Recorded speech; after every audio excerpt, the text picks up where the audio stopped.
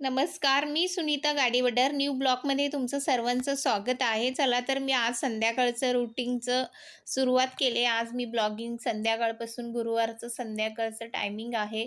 म्हटलं आता प्रतीक्षा कॉलेजवरून आली, म्हटलं तिला चहा द्यावं, नाही का.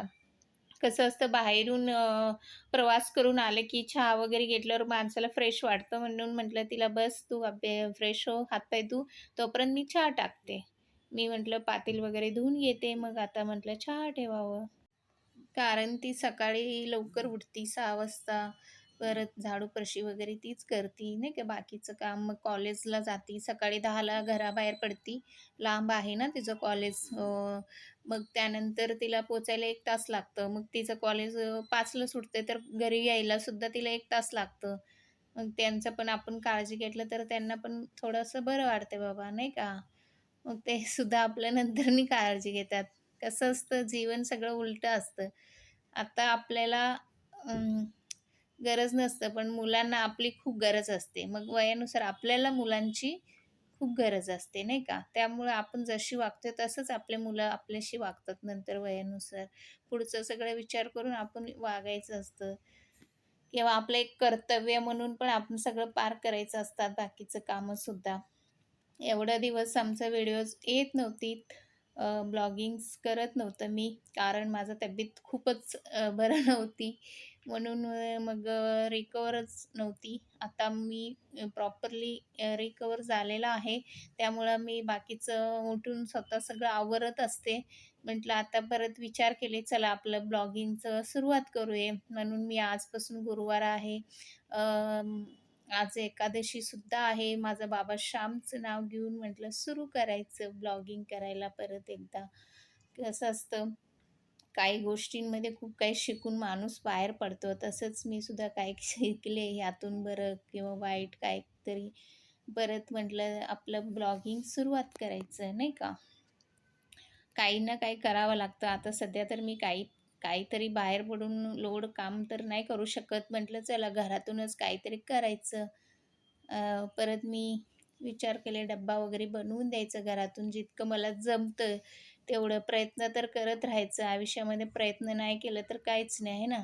प्रयत्न केलं, काही ना काही त्यात लॉस होऊ, लाभ होऊ किंवा हारलं तरी काही ना काही अनुभव भेटते, जिंकलं तरी काहीतरी लाभ मिळते. हे विचाराने प्रयत्न मी नेहमी करत असते.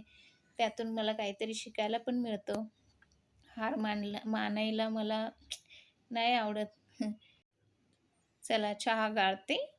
मी आणि प्रतीक्षा चहा घेते. तुम्ही सुद्धा या चहा घ्यायला, है ना.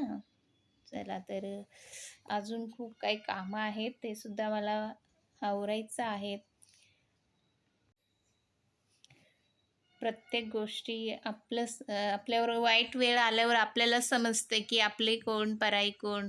आपण नेहमी म्हणत असतो, पण असं काही नसतं. पराई पण आपलं आपलं किंवा पराई इथं काहीच नाही आहे. फक्त आपल्याकडे पैसा पाहिजे, तेच आपलं. पैसाच आपलं आहे ह्या दुनियामध्ये. आपलं आणि पराई हे सगळं काय नाही, नसतं. हं.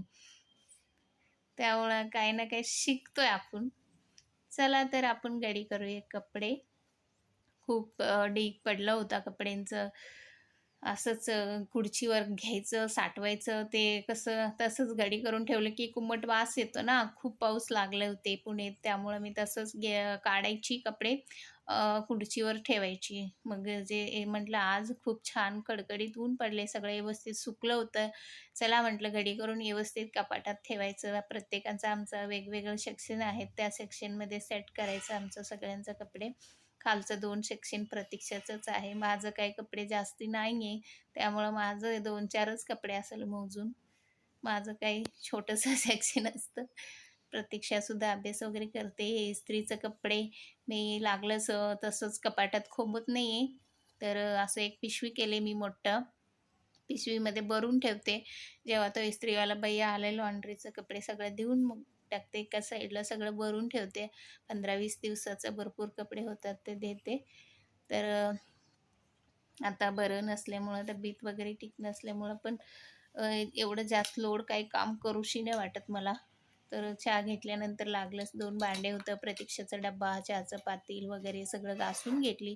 संध्याकाळी जेवायला मी वाटाणा भातसुद्धा करून ठेवली. प्रतीक्षाला आवडते आणि नैवेद्य पण लागतं देवांना म्हणून. आता पाणी येणार आहे, पाणीसुद्धा भरून घेते.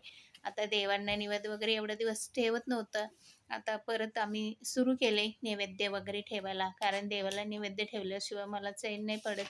पण ठीक आहे, एवढे दिवस आम्ही ठेवत नव्हतं. आता हे सगळं कपडे अजून सुकायचं आहे. आज उशिरा कपडे धुतल्याने अजून सुकलंच नाही आहे. खूप उशिरा धुतली मी कपडे आज. वेळ झाला भरपूर. त्यानंतर आता थोडंसं म्हटलं विंचरून वगैरे घ्यावं.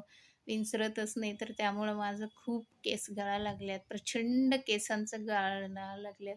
एवढं गळतात की विचारायलाच नको. म्हटलं थोडं रोजचं रोज विंचरावं. मध्ये-मध्ये मी विंचरतच नव्हते. 8-8, 10-10 दिवस विंचरायचंच नाही. तसंच आळशी करायची. कसं असतं स्वतःकडे लक्ष नसलं की अवतार होऊन बसते. माझं स्टॅन पण खूप झाले माझं स्किन. ठीक आहे, हळू-हळू होईल कमी. काहीतरी म्हणजे आपलं शरीर आपल्याला साथ नाही देत, तर आपण लक्ष पण नको वाटतं द्यायला. जाऊ दे, सोड असं वाटतं. आता केस गळतात, स्किन टॅन झाले, हे सगळ्याकडे थोडंसं लक्ष पण देणं खूप गरजेचं आहे.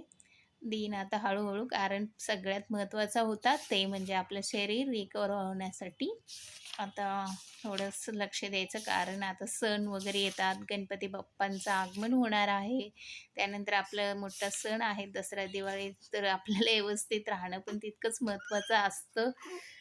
आणि बाकीचं मग तोंड धुवून घेते. मी फेसवॉश हिमालयाचं वापरतं. काय विटॅमिन सी हिमालयाचं आहे, खूप छान आहे. तेच मी वापरते.